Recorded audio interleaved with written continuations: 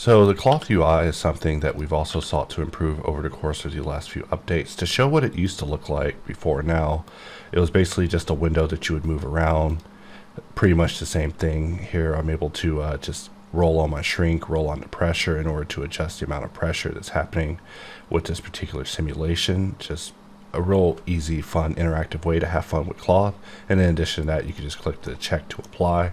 Really nothing major there, just basically a cloth modal. If we minimize that, we can jump over to the latest version of Blender.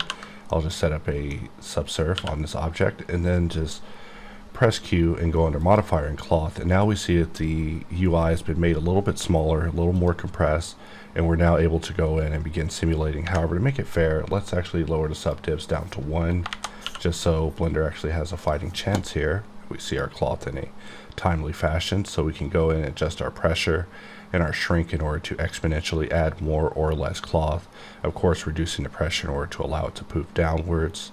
Just a fun way to get in there and just get started playing with the cloth in HardOps. In fact, we'll press spacebar, Control tilde, go under General Options and set this to Smooth, and we can even put another subsurf on it afterwards.